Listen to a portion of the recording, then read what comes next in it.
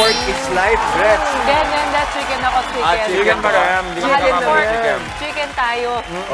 Happy long weekend po, mga kapatid. Kapag walang pasok, napakasarap talagang kumain at hindi ka talaga magkakamali kapag fried chicken na ang pinag-uusapan. Ay, alam mo naman yan.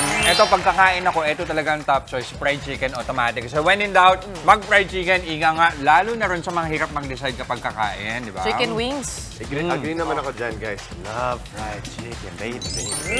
Nakakatakam talaga. Pero ito, may bawas din tayo dito, okay? Pwede mong i-reinvent, Mami Chiki, yung mga ganito. Ay, oo. Kasi ang love ko, tofu. Fried tofu. Teka lang. Buns yan? Hindi ba siopaw yan? Ito yung parang siopaw nga yung ibabaw, pero iba na yung mga laman. Ang galing, di ba? So tama ka, Gretch, parang yung siopaw na tinapay, pero pwede mong lamanan ng kung ano-anong masasarap na stuffings, katulad nga nitong fried tofu na to. Ito, sisig. Bet ko.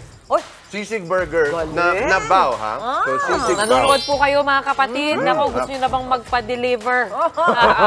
Mag-antay lang po kayo. Yummy morning ahead! Pero ngayon, Good morning, mga kapatid! August 21 at ngayong araw ay ginugulitan na nga po natin ang pagpanaw ng dating senador na si Ninoy Aquino. Kaya nga, wala po tayong pasok.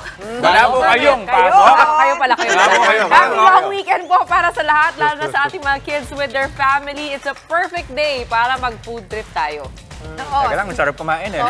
Sige. Tayo. Unas-unas lang konti, Jess. Pero naman tama ka dyan, Lunes. Gretch eh. Kaya naman ito, meron naman tayong mga pangmalakasang food trip idea para sa mga kapatid natin. Gaya nito, takoyaki flavored na chicken. Yung sa akin, dinakdakan. Ang sarap. Hindi ka na talaga matatalo sa mga fried chicken na to. Oh my gosh, takoyaki. Patigan nga, Jess. Ay, ang sweet nyo naman. Pero sobrang agree ako dyan, Jess. Pero hindi lang chicken ang hinahain natin ngayon, ha? Meron din, yun nga, may mga baws tayo dito. Itong sisig burger bao, parang ganyan. Na parang oriental version ng burger kasi yung bao. So may Pinoy version, di ba? Merong mga parang very western. Ano yung dinakdakan? Dinakdakan. Oriental. Gusto nyo ba ng mga medyo Mexican? O meron din tayong mga wrap dyan, yung mga quesadillas. Ang dami palang ano. Ayan, Ang dami palang pwedeng gawin with chicken, ano? Sarap. Hindi lang fried chicken. Option. Ito yung Harap natin. Ang dami na natin pagkain dito. Sana pwede namin i-share sa inyo. Pero kami na lang munang kakain. Alam naman natin kapag bata tayo, madalas Mami Chiki, di ba? Yung unang pinapakain sa atin ng mga magulang natin, may fried chicken. Uy, oo! Oo, may fried chicken na handa. Ang lahat ng ito, alam niyo ba, matatagpuan niyo sa iisang online kainan lamang na tinatawag na Cloud Kitchen. One-stop shop lang ito ng iba't ibang pagkain, pero for delivery at take-out lamang. At para ipakilala sa atin ng Cloud Kitchen na Burp Central, welcome na natin ang kanilang General Manager, si Edison J. Temporal at ang kanilang chef na si Chef Aaron Mendoza. Good morning, mga kapatid! Good morning! Good morning, kapatid! Good morning! Good morning! Wow. Teka, unang-una, explain niyo muna sa amin ano bang ibig sabihin ng Cloud Kitchen. Cloud Kitchen po is a non-physical restaurant na usually nakikita natin, no? So, ang Cloud Kitchen, we have we are invisible kitchen. Wow. Na nakatago lang kami, but we're serving this kind of favorite Filipino food na. So in other words, hindi kayo pwedeng puntahan, pero yung pagkain, pwede silang puntahan. Yes. At dun sa kitchen na yon, marami kayong iba't ibang pagkain, iba't ibang brands na niluluto, ano? Yes, sir. So sa inyo, ilan? Ayun, ilan kayo? Meron kaming 6 na brands ngayon. Okay. So we have this Fiesta to Go, which is yung all Filipino natin na cravings nating mga Pinoy. No? And then we have the Chicken United. No? Yan yung... Ano yun? Yes. And then we have the Chicken 365. And then we have the Sarap Bowl. Sarap bowl. And then we have this Shensu to Go. And now we have yung bagong-bago naming Bao brand. Bagong baw, ha? Bao siya. Bagong baw. Yes. Parang siksik, punong-puno. Ano Correct. Ano laman yan? This one we have this Korean chicken bao. Kasi we need to cater yung mga Mahilig sa opa, Korean. di ba? Yung mga Korean food. Na may cheese, very Korean Yes, talaga. ma'am. Galing naman. Mas hindi ba nakakataba yan? Hindi naman.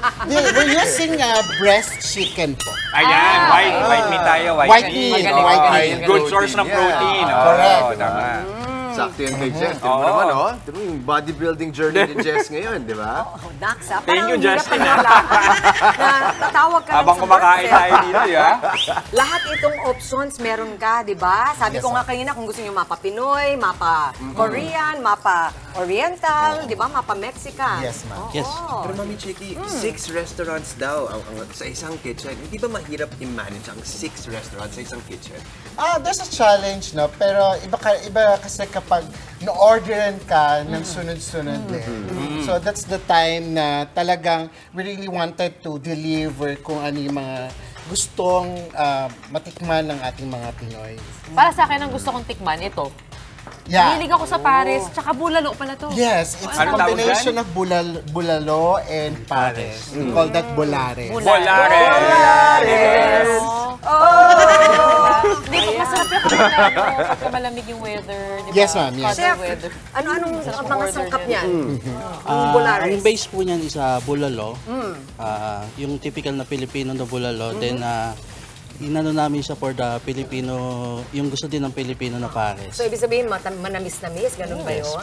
Nako. Ano type mo yun, Gretch? Oo naman. Manamis-namis, di ba? Ang kakaiba pa sa kanila yung chicken nila. Kasi normal na sa atin, pag kumakain ng chicken wings, yung mga normal flavor, mga salted, Buffalo ganyan, wings. buffalo wings. Pero ito kakaiba yung flavors no, chef. Anong meron dito?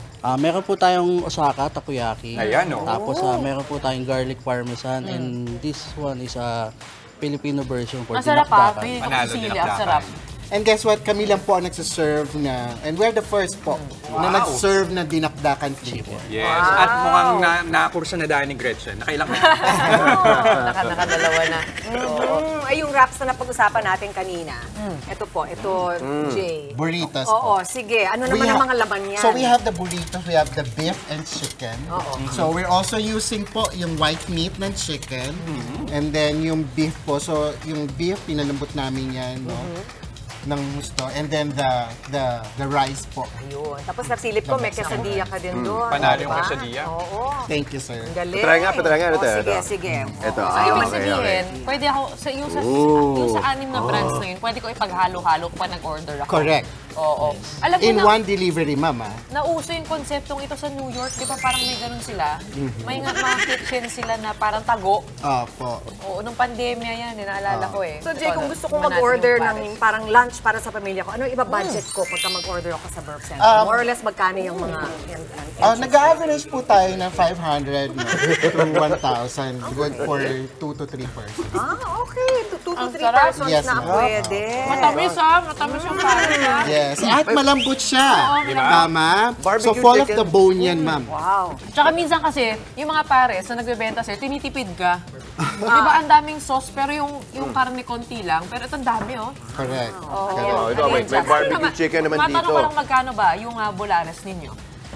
We have 450 pesos. Pero pang maramihan na, pang pamilya na. Opo. Tapos magkano yung ating mga chicken wings? We have at 269 to 6 pieces, and then we have 459 for 12 pieces. Ito itong bao buns. 169, and for tofu, we serve that at 149. Barbecue chicken. Baka may mga kapatid tayo na gustong sumali din sa isang cloud kitchen, mga kapatid natin meron negosyo or may idea about sa pagkain. Bakit ba beneficial na sumali sila sa isang cloud kitchen?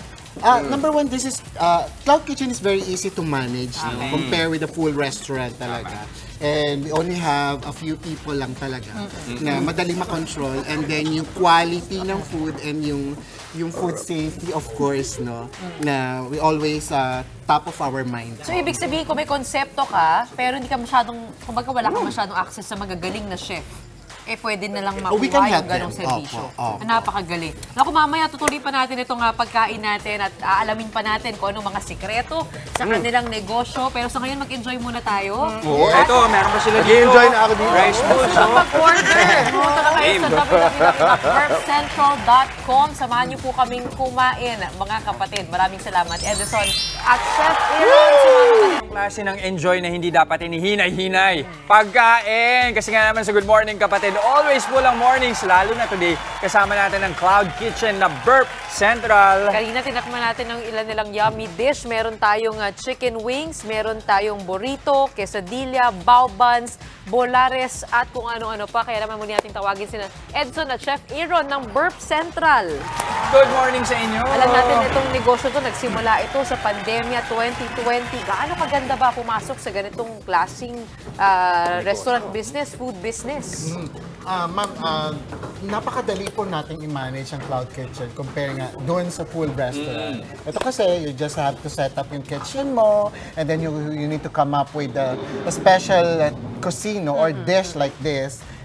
Good to go ka na. Kaya nag-franchising na rin kayo, ano? Yes, ma'am. And we're open for franchising early or second half of next year. Second half of next year. Gaano ba kalaki nag-boom ang business ninyo simula nung pandemic? During the pandemic, sir, alam naman natin, napakahirap nung panahon na yun, nagla-lockdown. So, kami noon, from nag-start kami ng isang brand, now we have 6 brands na ngayon. Saka daan-daan May yung saan ba kayo orders nyo. matatagpuan? Kung gusto nila mag-order? We have branches at Mandaluyong, we have in Taguig, we have in Marikina, and we have also in Quezon City. Ay, pumunta rin kayo sa www.burpcentral.com Ayan, para sa mga orders. Pwede rin sa 0919-077-9670. Saka sabi nga ni Gretchen sa mga food platforms natin. Maraming salamat, Edison and Chef Aaron, at pinasarap nyo ang aming Monday morning.